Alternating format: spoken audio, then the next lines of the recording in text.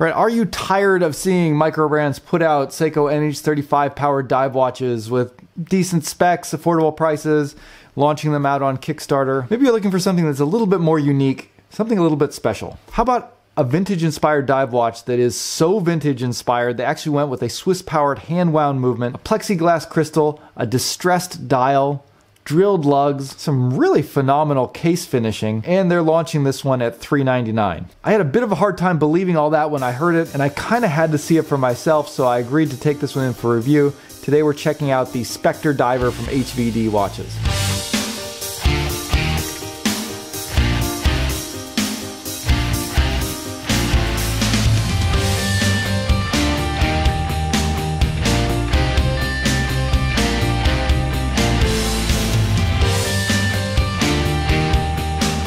Hey guys, welcome back to Just the Watch. My name's Dave. I live in Japan. I collect affordable watches, and that's what the focus of this channel is. If you love affordable watches too, hit the subscribe button. Love to have you be a part of the channel. Today we're checking out a really cool, really unique watch from HVD Watches.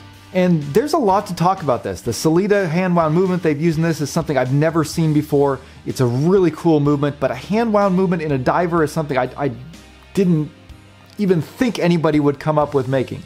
Now, HVD is a new brand, but their owners of it are not new to the watch game. Travis has already had a lot of success with his work heading up RZE Watches, which are responsible for the Endeavor and Resolute watches, both of which had successful Kickstarters and went into full production. And now he's starting HVD as a side project with his wife, and HVD stands for Hand Wound Vintage Diver. So I don't know if this is going to be an entire line or if this is kind of a one-off. It's a very unique project, something I think is really cool to see coming out of the micro brand industry. It is a chance that they're taking because there's not really anything else like this, and by deviating from that kind of tried and true Seiko NH35 formula, yeah, you might have a little bit of a more difficult time finding a wide audience to back this. But even if you're hesitant about some of the choices that they've made in here, stick around because I think this watch really is something special. I think it's something you definitely want to at least consider. And even if you're not going to back it or buy it, I think you're going to find it at least very interesting. So let's dive in and start talking about some of these things that really make this thing unique. Starting with the basics, this watch has a 40mm case with 20mm lugs. And as mentioned before, inside it's powered by a Selita SW210-1 hand-wound movement.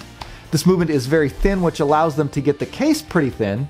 So the mid case is only about 10mm thin, but if you add in the case back and the fairly high domed plexiglass crystal, altogether it comes in closer to 14mm. But because the main case is so slim, it really doesn't look or wear like a 14mm diver. It feels a lot slimmer on the wrist.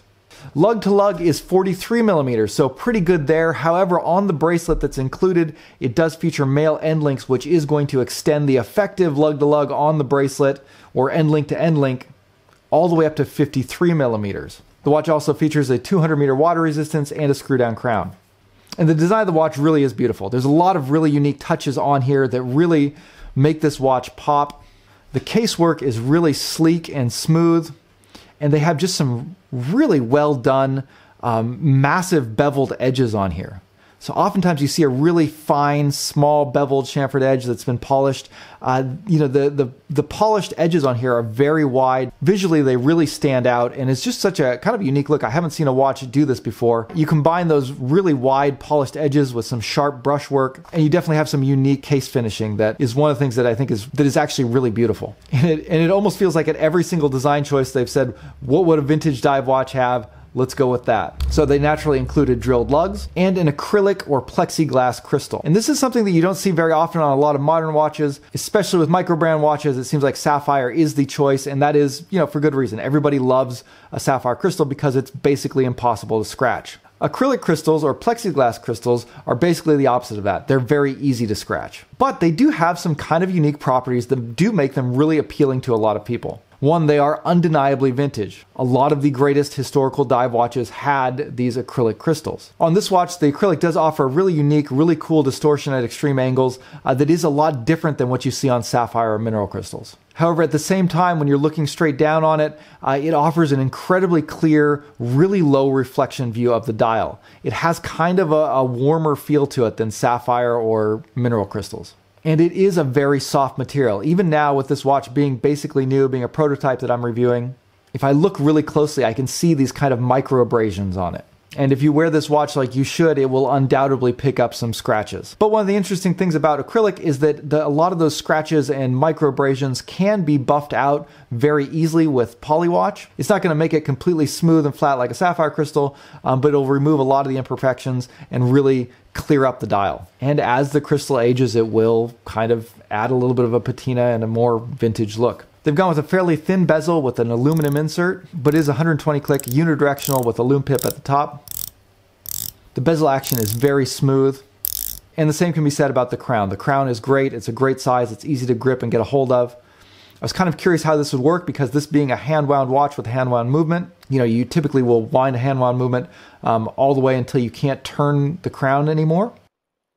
However, as soon as you push the crown in, it disengages from the movement and you can screw it in without any problem. And it's very easy to get your hands on and operate. The dial is another really unique feature of this watch. It has been pre-distressed. They have kind of gone in by hand and added these scratches to the dial that are very fine. On the white dial version that I'm looking at, those scratches are very subtle. In a lot of lighting, they're not very noticeable, but if you do go in bright sunlight, you can see them a little better.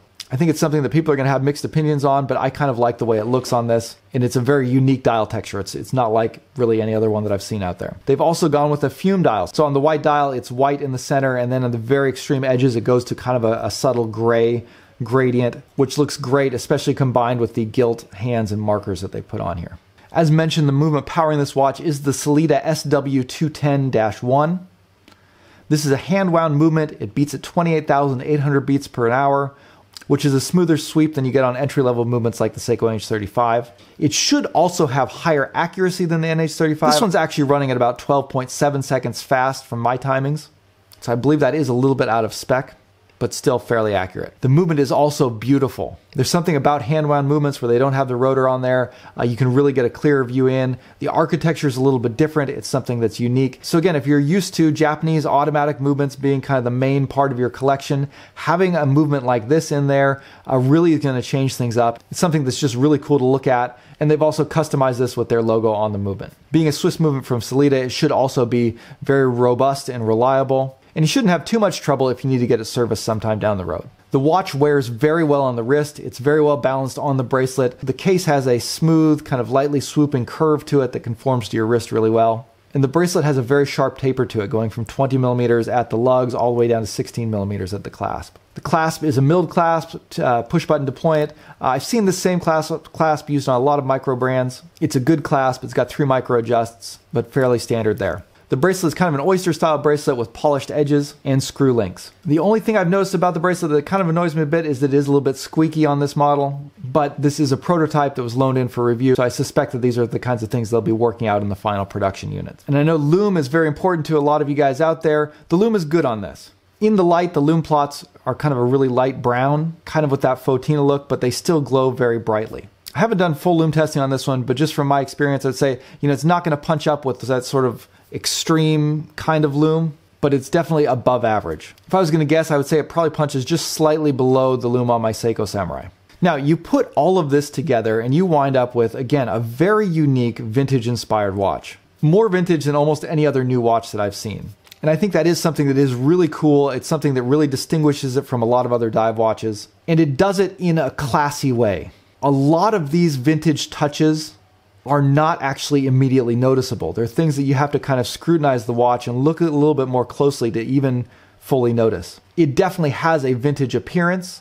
That unique plexiglass crystal, the kind of scratches on the dial, the smooth sweeping hand-wound movement. All of these are somewhat subtle touches that really set this watch off. As far as negatives about this watch, I think there's going to be a lot of people that would have still preferred a sapphire crystal to acrylic. There's probably a lot of people that don't want to deal with a hand-wound movement, and the choice of going with a distressed dial, again, is not going to be for everyone. But these are all deliberate design choices that I think are well thought out, and they're all ones that I personally appreciate. The only thing that I didn't like about this watch was that kind of extended lug-to-lug with the end links. Even on my 7.5-inch wrist, if the watch is not sitting completely centered, the end links start to overhang my wrist a little bit, and it kind of just looks a little bit awkward. So I would have preferred to see female end links to drop that down. Of course, an easy way to fix that is always just to swap it over to a strap. This being a vintage diver, it's going to look pretty good on like a tropic rubber strap. You could swap it over to a sailcloth strap and get a kind of luxurious look for it. Or of course, throw it on a NATO and get some good comfortable wear out of it that way. Now, one thing that I did notice when I was swapping straps is that the spring bars sit very close to the case. It's a very tight fit for almost any strap that I tried to put on here. You know, I could get most of them on, but it was kind of difficult. Curved spring bars would probably give you a little bit more clearance, but if you're going to, especially if you're going to be using things like seatbelt style NATO straps or like really thick rubber straps, you're probably going to need to get curved spring bars for that. Even on this leather strap, you can see how tight it is up against the case. If you are interested in this watch, it's going to be launching on Kickstarter very soon. I believe the early bird price is going to be $399, which I think is a phenomenal deal for all that they're offering. But that's kind of how Kickstarter works. I mean, this watch, if it was offered at retail, they would probably be asking a lot more, but they need to get people to buy into this early on, so you really can get a great deal with this. And I think that this is a Kickstarter that's a little bit of a safer bet than some of the other ones that I've seen. I think Travis has a lot of experience with this kind of stuff. He's already successfully done at least 2 watches that I'm aware of, that I'm familiar with. But there are always risks with Kickstarter, so you need to weigh that. So, really cool watch. Definitely encourage you guys to go check out their Kickstarter campaign. Take a look at it. Also, make sure you check out my t-shirt store. You can get this shirt there, and I'm adding new designs frequently as well. So make sure you check back and see there might be something new that you like. I just did one design based on my Seiko Samurai, highlighting the loom profile on it that I think turned out pretty cool. So link to that as well down in the description. Anyways, that's going to wrap it up for today. Thank you guys for watching, and we'll see you next time. Bye.